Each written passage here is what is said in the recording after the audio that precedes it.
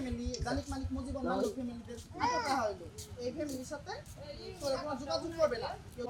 এরা যদি রাস্তায় বের হয় তো দইরা পিটা হবে ঘর বাড়িতে আগুন লাগাই দিব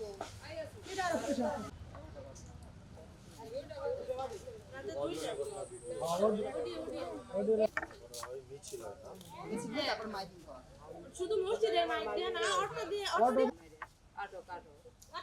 দোকানদারদের বলা হয়েছে তোমরা যদি ওদের কাছে জিনিস বিক্রি গত কালকে ছোট একটা বাচ্চা আছে 1.5 বছরের বাচ্চা দোকানদারের নাম উল্লেখ করে দাও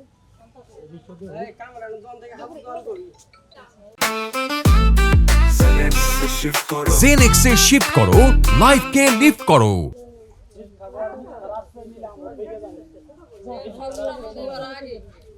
আপনারা আমরা মামলার কপিটা অডিওটা আমার দেন মামলার কপি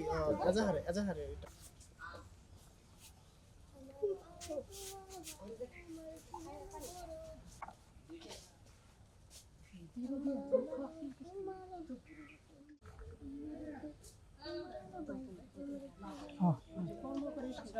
তারা আছে তারা সবাই ইসমাইল হোসেন মৌলভী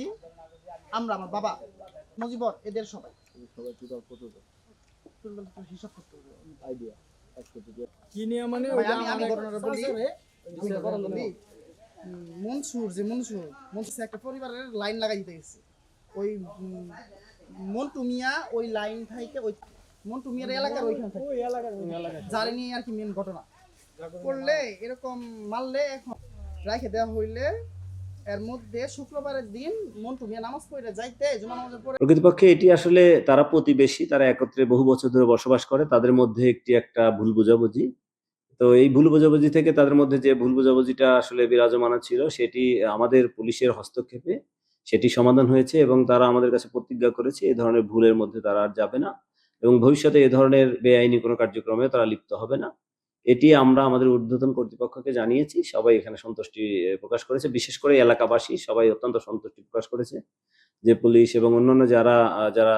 সমাজের যারা নিরপেক্ষ মানুষ আছেন, ভালো মানুষ আছেন, তারাও বলেছেন যে আসলে পুলিশ দ্রুত হস্তক্ষেপ করাতে